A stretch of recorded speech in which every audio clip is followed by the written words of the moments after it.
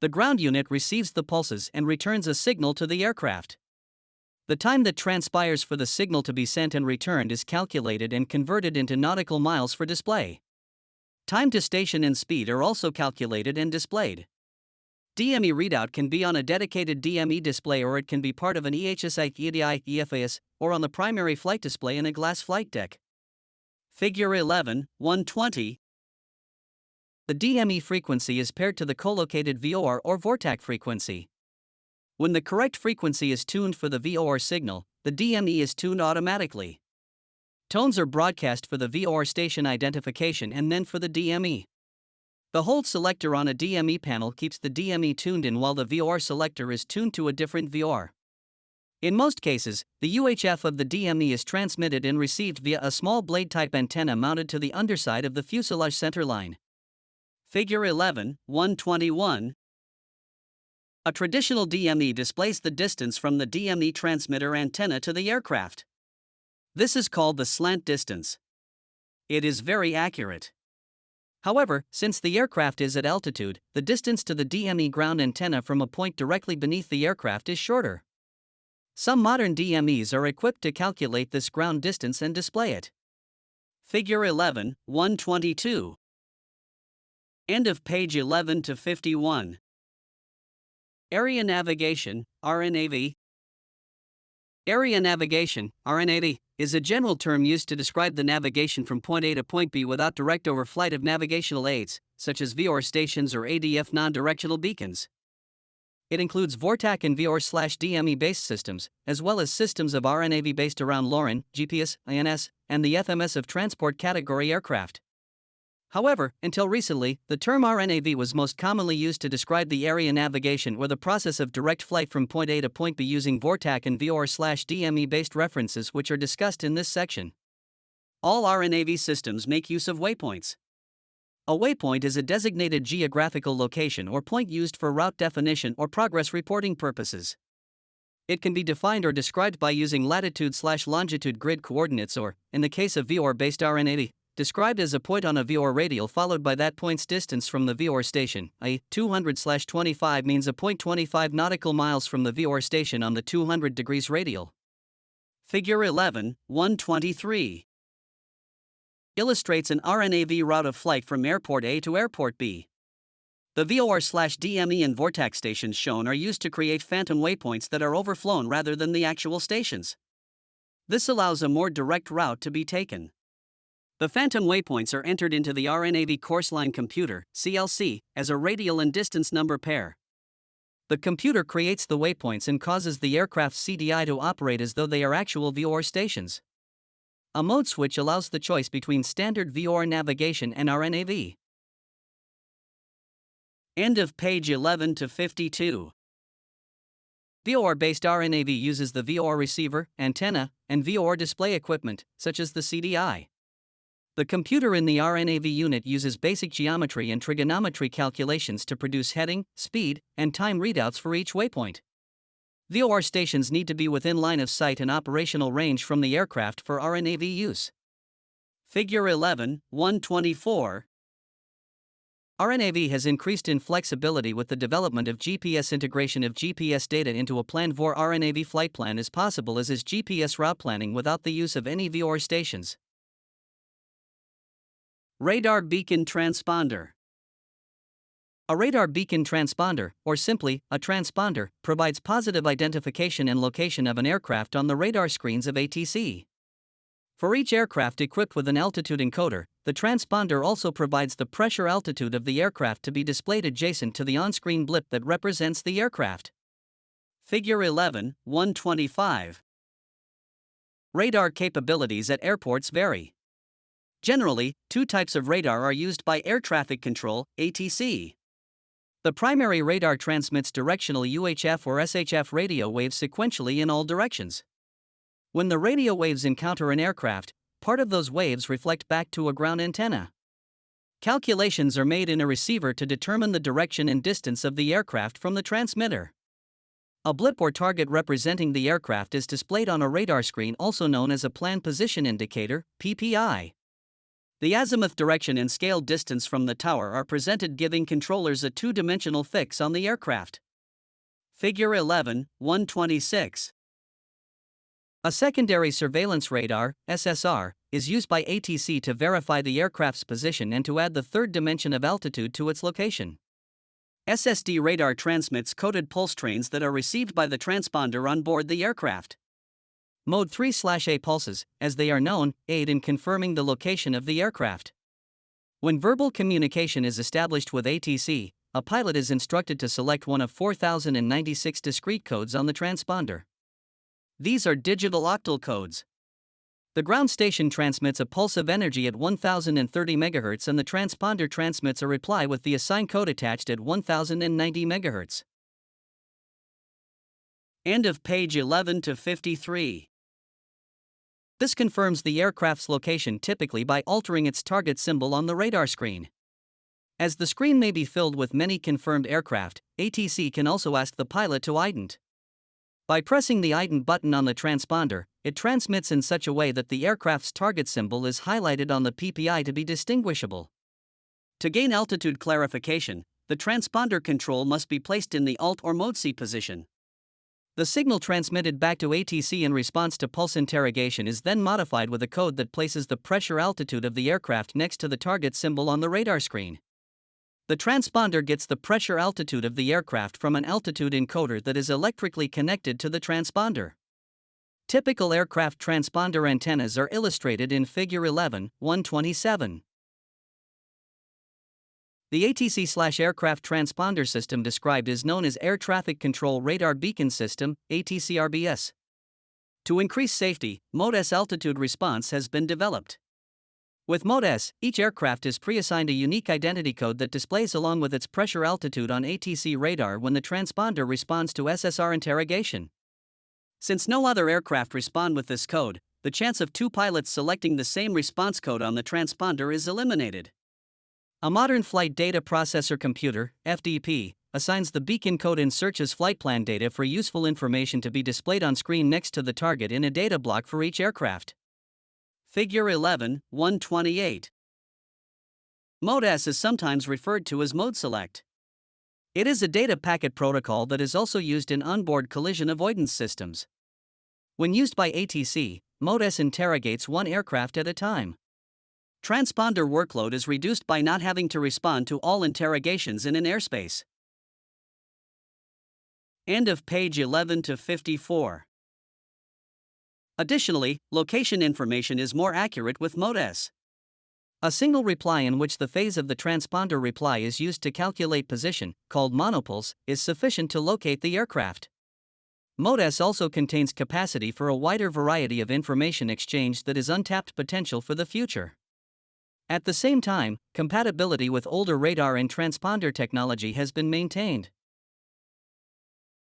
Transponder tests and inspections. Title 14 of the Code of Federal Regulations, CFR, Part 91, Section 91.413 states that all transponders on aircraft flown into controlled airspace are required to be inspected and tested in accordance with 14 CFR Part 43, Appendix F, every 24 calendar months. Installation or maintenance that may introduce a transponder error is also cause for inspection and test in accordance with Appendix F. Only an appropriately rated repair station, the aircraft manufacturer, if it installed transponder, and holders of a continuous airworthy program are approved to conduct the procedures. As with many radio-electronic devices, test equipment exists to test airworthy operation of a transponder. Figure 11, 129. Operating a transponder in a hangar or on the ramp does not immunize it from interrogation and reply. Transmission of certain codes reserved for emergencies or military activity must be avoided. The procedure to select a code during ground operation is to do so with the transponder in the OFF or standby mode to avoid inadvertent transmission. Code 0000 is reserved for military use and is a transmittable code. Code 7500 is used in a hijack situation and 7600 and 7700 are also reserved for emergency use. Even the inadvertent transmission of code 1200 reserved for VFR flight not under ATC direction could result in evasion action. All signals received from a radar beacon transponder are taken seriously by ATC. Altitude encoders. Altitude encoders convert the aircraft's pressure altitude into a code sent by the transponder to ATC. Increments of 100 feet are usually reported. Encoders have varied over the years. Some are built into the altimeter instrument used in the instrument panel and connected by wires to the transponder. Others are mounted out of sight on an avionics rack or similar out-of-the-way place. These are known as blind encoders. On transport category aircraft, the altitude encoder may be a large black box with a static line connection to an internal aneroid. Modern general aviation encoders are smaller and more lightweight, but still often feature an internal aneroid and static line connection. Some encoders use microtransistors and are completely solid-state, including the pressure sensing device from which the altitude is derived. No static port connection is required. Data exchange with GPS and other systems is becoming common. Figure 11, 130. When a transponder selector is set on ALT, the digital pulse message sent in response to the secondary surveillance radar interrogation becomes the digital representation of the pressure altitude of the aircraft. There are 1280 altitude codes, one for each 100 feet of altitude between 1200 feet mean sea level, MSL, and 126,700 feet MSL. Each altitude increment is assigned a code. While these would be 1280 of the same codes used for location and ident, the mode C, or S, interrogation deactivates the 4096 location codes and causes the encoder to become active. The correct altitude code is sent to the transponder that replies to the interrogation. The SSR receiver recognized this as a response to a mode C, or S, interrogation and interprets the code as altitude code. Collision avoidance systems. The ever-increasing volume of air traffic has caused a corresponding increase in concern over collision avoidance. Ground-based radar, traffic control, and visual vigilance are no longer adequate in today's increasingly crowded skies. Onboard collision avoidance equipment, long a staple in larger aircraft, is now common in general aviation aircraft. End of page 11 to 55. New applications of electronic technology combined with lower costs make this possible. Traffic Collision Avoidance Systems, TCAS. Traffic Collision Avoidance Systems, TCAS, are transponder-based air-to-air traffic monitoring and alerting systems. There are two classes of TCAS. TCAS-I was developed to accommodate the general aviation community and regional airlines. This system identifies traffic in a 35 to 40 mile range of the aircraft and issues traffic advisories, TA, to assist pilots in visual acquisition of intruder aircraft. TCAS-I is mandated on aircraft with 10 to 30 seats. TCAS-2 is a more sophisticated system. It is required internationally in aircraft with more than 30 seats or weighing more than 15,000 kilograms. TCAS-2 provides the information of TCAS-I, but also analyzes the projected flight path of approaching aircraft. If a collision or near miss is imminent, the TCAS-2 computer issues a resolution advisory, RA. This is an oral command to the pilot to take a specific evasive action, i.e., descend.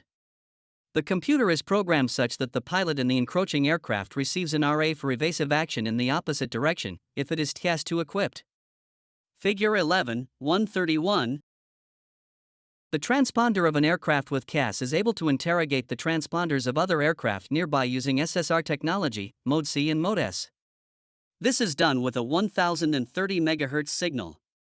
Interrogated aircraft transponders reply with an encoded 1090 MHz signal that allows the TCAS computer to display the position and altitude of each aircraft.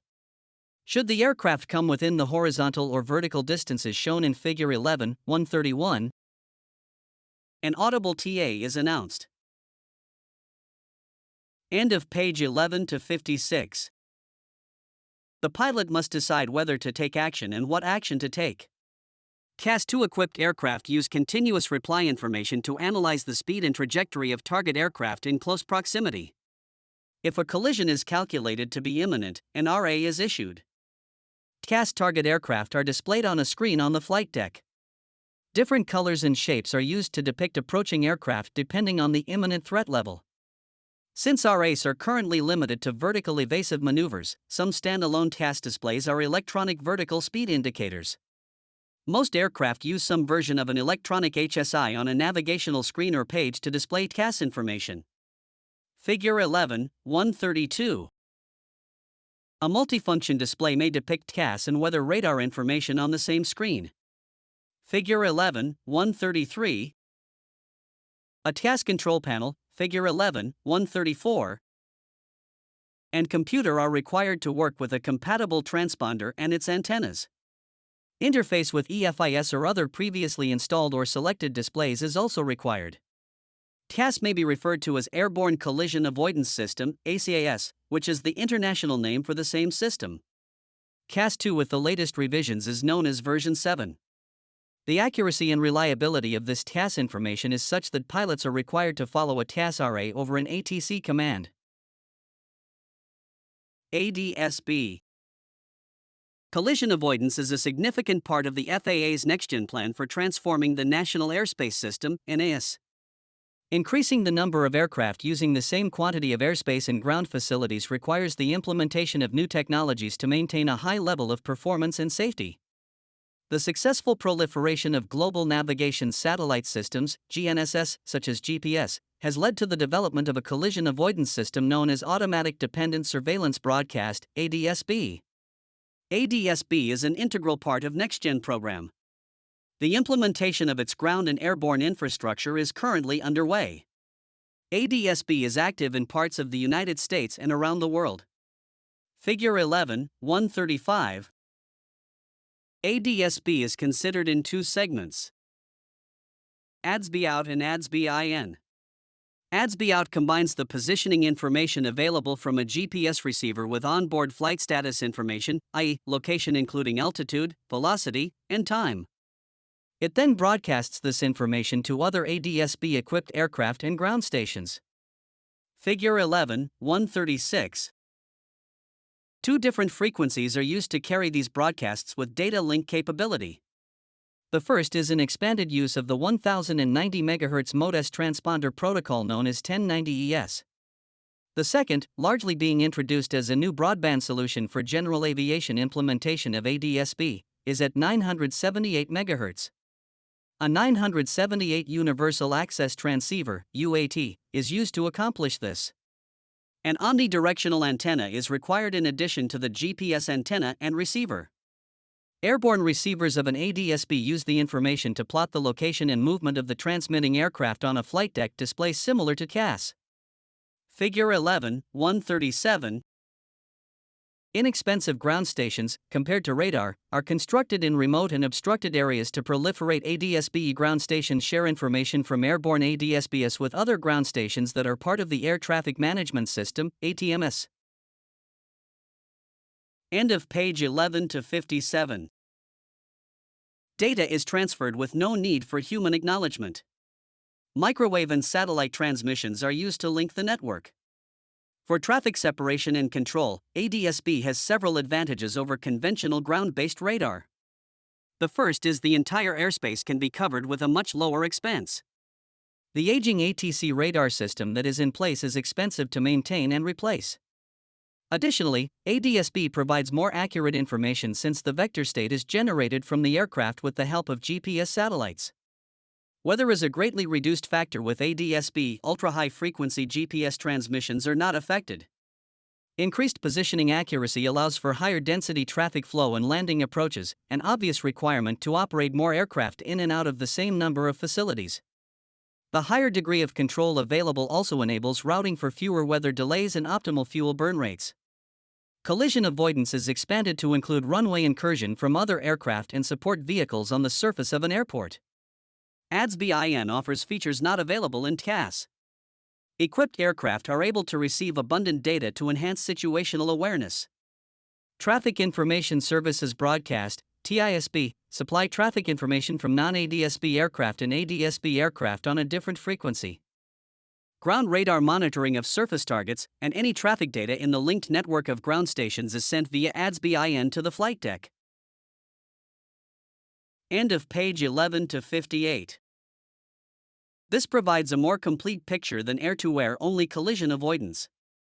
Flight Information Services Broadcast, FISB, is also received by ADS-B. Weather text in graphics, ATIS information, and NOTAMs are able to be received in aircraft that have 987 UAD capability. Figure 11, 138. ADS-B test units are available for trained maintenance personnel to verify proper operation of ADS-B equipment. This is critical since close tolerance of air traffic separation depends on accurate data from each aircraft and throughout all components of the ADS-B system. Figure 11, 139. Radio altimeter. A radio altimeter, or radar altimeter, is used to measure the distance from the aircraft to the terrain directly beneath it. It is used primarily during instrument approach and low-level or night flight below 2,500 feet. The radio altimeter supplies the primary altitude information for landing decision height. It incorporates an adjustable altitude bug that creates a visual or oral warning to the pilot when the aircraft reaches that altitude.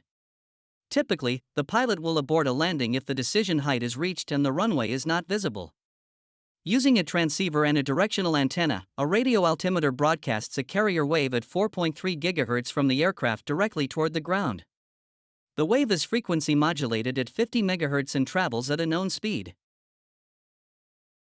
End of page 11 to 59. It strikes surface features and bounces back toward the aircraft where a second antenna receives the return signal. The transceiver processes the signal by measuring the elapsed time the signal traveled and the frequency modulation that occurred. The display indicates height above the terrain, also known as above ground level, AGL. Figure 11, 140. A radar altimeter is more accurate and responsive than an air pressure altimeter for AGL information at low altitudes. The transceiver is usually located remotely from the indicator. Multifunctional and glass flight deck displays typically integrate decision height awareness from the radar altimeter as a digital number displayed on the screen with a bug, light, or color change used to indicate when that altitude is reached. Large aircraft may incorporate radio altimeter information into a ground proximity warning system, GPWS, which orally alerts the crew of potentially dangerous proximity to the terrain below the aircraft. A decision height (DH) window displays the radar altitude on the EADI in Figure 11, 141. Weather radar. There are three common types of weather aids used in an aircraft flight deck that are often referred to as weather radar. 1. Actual onboard radar for detecting and displaying weather activity. 2. Lightning detectors, and 3. Satellite or other source weather radar information that is uploaded to the aircraft from an outside source. End of page 11 to 60. Onboard weather radar systems can be found in aircraft of all sizes. They function similar to ATC primary radar except the radio waves bounce off of precipitation instead of aircraft. Dense precipitation creates a stronger return than light precipitation. The onboard weather radar receiver is set up to depict heavy returns as red, medium returns as yellow, and light returns as green on a display in the flight deck. Clouds do not create a return. Magenta is reserved to depict intense or extreme precipitation or turbulence. Some aircraft have a dedicated weather radar screen. Most modern aircraft integrate weather radar display into the navigation displays. Figure 11, 142. Illustrates weather radar displays found on aircraft. End of page 11 to 61. Radio waves used in weather radar systems are in the SHF range, such as 5.44 GHz or 9.375 GHz. They are transmitted forward of the aircraft from a directional antenna usually located behind a non-metallic nose cone. Pulses of approximately 1 microsecond in length are transmitted. A duplexer in the radar transceiver switches the antenna to receive for about 2,500 microseconds after a pulse is transmitted to receive and process any returns. This cycle repeats and the receiver circuitry builds a two-dimensional image of precipitation for display. Gain adjustments control the range of the radar. A control panel facilitates this and other adjustments. Figure 11, 143. Severe turbulence, wind shear, and hail are of major concern to the pilot. While hail provides a return on weather radar, wind shear and turbulence must be interpreted from the movement of any precipitation that is detected. An alert is enunciated if this condition occurs on a weather radar system so equipped. dry air turbulence is not detectable. Ground clutter must also be attenuated when the radar sweep includes any terrain features. The control panel facilitates this. Special precautions must be followed by the technician during maintenance and operation of weather radar systems. The radome covering the antenna must only be painted with approved paint to allow the radio signals to pass unobstructed. Many radomes also contain grounding strips to conduct lightning strikes and static away from the dome. When operating the radar, it is important to follow all manufacturer instructions.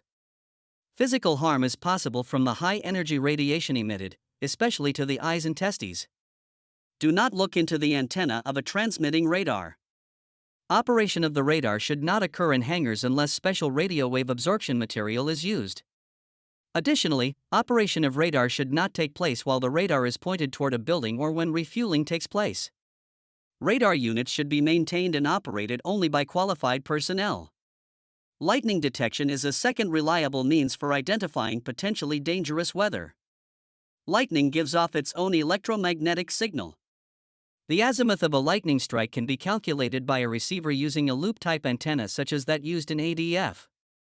Figure 11, 144. Some lightning detectors make use of the ADF antenna. The range of the lightning strike is closely associated with its intensity. Intense strikes are plotted as being close to the aircraft. Stormscope is a proprietary name often associated with lightning detectors. There are others that work in a similar manner. End of page 11 to 62. A dedicated display plots the location of each strike within a 200-mile range with a small mark on the screen. As time progresses, the marks may change color to indicate their age. Nonetheless, a number of lightning strikes in a small area indicates a storm cell, and the pilot can navigate around it. Lightning strikes can also be plotted on a multifunctional navigation display. Figure 11, 145. A third type of weather radar is becoming more common in all classes of aircraft.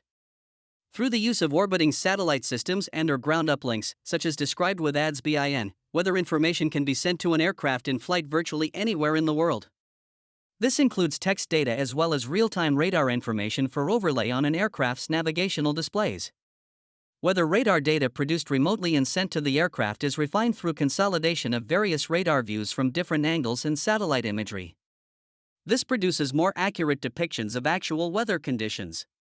Terrain databases are integrated to eliminate ground clutter. Supplemental data includes the entire range of intelligence available from the National Weather Service, NWS, and the National Oceanographic and Atmospheric Administration, NOAA. Figure 11, 146. Illustrates a plain language weather summary received in an aircraft along with a list of other weather information available through satellite or ground link weather information services. As mentioned, to receive an ADS-B weather signal, a 1090 ES or 970 UAT transceiver with associated antenna needs to be installed on board the aircraft. Satellite weather services are received by an antenna matched to the frequency of the service. Receivers are typically located remotely and interfaced with existing navigational and multifunction displays. Handheld GPS units also may have satellite weather capability. Figure 11, 147. Emergency Locator Transmitter, ELT. An emergency locator transmitter, ELT, is an independent battery-powered transmitter activated by the excessive G-forces experienced during a crash.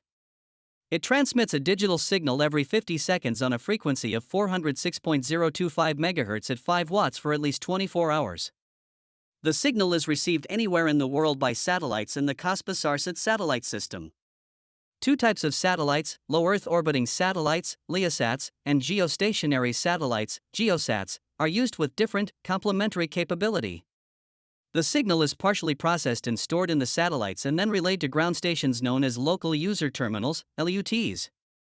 Further deciphering of a signal takes place at the LUTs, and appropriate search and rescue operations are notified through Mission Control Centers, MCCs, set up for this purpose. Note: Maritime Vessel Emergency Locating Beacons, APIRBs, and Personal Locator Beacons, PLBs, use the exact same system.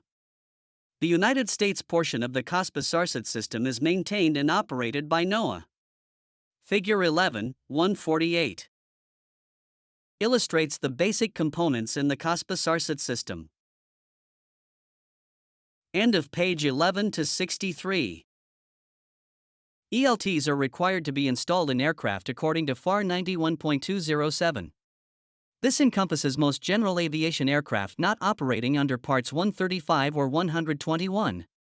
ELTs must be inspected within 12 months of previous inspection for proper installation, battery corrosion, operation of the controls and crash sensor, and the presence of a sufficient signal at the antenna. Built-in test equipment facilitates testing without transmission of an emergency signal. The remainder of the inspection is visual. Technicians are cautioned to not activate the ELT and transmit an emergency distress signal.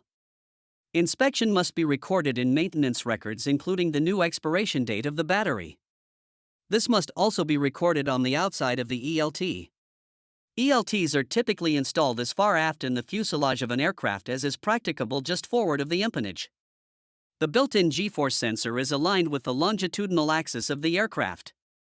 Helicopter ELTs may be located elsewhere on the airframe.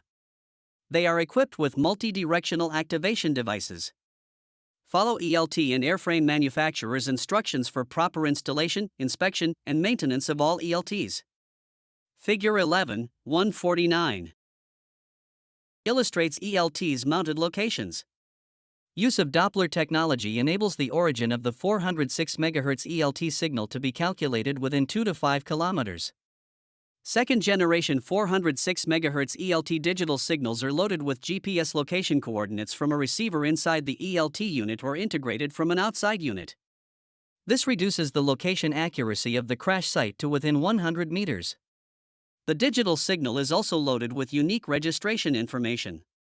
It identifies the aircraft, the owner, and contact information, etc. When a signal is received, this is used to immediately research the validity of the alert to ensure it is a true emergency transmission so that rescue resources are not deployed needlessly. End of page 11 to 64. ELTs with automatic G-force activation mounted in aircraft are easily removable. They often contain a portable antenna so that crash victims may leave the site and carry the operating ELT with them. A flight deck mounted panel is required to alert the pilot if the ELT is activated. It also allows the ELT to be armed, tested, and manually activated if needed. Figure 11, 150. Modern ELTs may also transmit a signal on 121.5 MHz. This is an analog transmission that can be used for homing. Prior to 2009, 121.5 MHz was a worldwide emergency frequency monitored by the CASPA-SARSAT satellites. However, it has been replaced by the 406 MHz standard. Transmissions on 121.5 MHz are no longer received and relayed via satellite. The use of a 406 MHz ELT has not been mandated by the FAA. An older 121.5 MHz ELT satisfies the requirements of FAR Part 91.207 in all except new aircraft. Thousands of aircraft registered in the United States remain equipped with ELTs that transmit a 0.75 watt analog 121.5 MHz emergency signal when activated. The 121.5 MHz frequency is still an emergency frequency and is not monitored by overflying aircraft and control towers. Technicians are required to perform an inspection/test of 121.5 MHz ELTs within 12 months of the previous one and inspect for the same integrity as required for the 406 MHz ELTs mentioned above. However, older ELTs often lack the built-in test circuitry of modern ELTs certified to TSO C126. Therefore, a true operational test may include activating the signal. This can be done by removing the antenna and installing a dummy load. Any activation of an ELT signal is required to only be done between the top of each hour and 5 minutes after the hour. The duration of activation must be no longer than 3 audible sweeps. Contact of the local control tower or flight service station before testing is recommended. It must be noted that older 121.5 MHz analog signal ELTs often also transmit an emergency signal on a frequency of 243.0 MHz. This has long been the military emergency frequency. Its use is being phased out in favor of digital ELT signals and satellite monitoring. Testing the functionality of a 121.5 MHz transmitter should be accomplished per manufacturer's instructions. Improvements in coverage, location accuracy, identification of false alerts, and shortened response times are so significant with 406 MHz ELTs, they are currently the service standard worldwide. Testing considerations for 406 MHz ELTs. Care should be taken to prevent accidentally triggering a SAR, search and rescue, response. Accidental activation of an ELT will generate an emergency signal that cannot be distinguished from that of an actual emergency and could lead to expensive and frustrating searches. Moreover, the unwarranted ELT signal could tie up the emergency frequencies such that a genuine emergency signal would not be picked up. In addition, if an ELT signal is transmitted on or near an airport, it may render some radio communications channels unusable. Regardless of where the ELT is, or the duration of activation, a 406 MHz beacon broadcast will be detected by at least one geostationary local user terminal, GEOLT, and possibly every low Earth orbit local user terminal, LEOLT, in the COSPA-SARSAT system. Alert messages will be routed to every Mission Control Center, MCC, in the COSPA-SARSAT system for coordination around the world, and a response will be made, unless prior coordination is made with COSPA-SARSAT and local authorities. Direct connect testing is preferred to prevent inadvertent activation of the SAR response system. Over-air testing should always be avoided if possible. Use of an antenna boot or a direct connection from test equipment to the antenna port is preferred.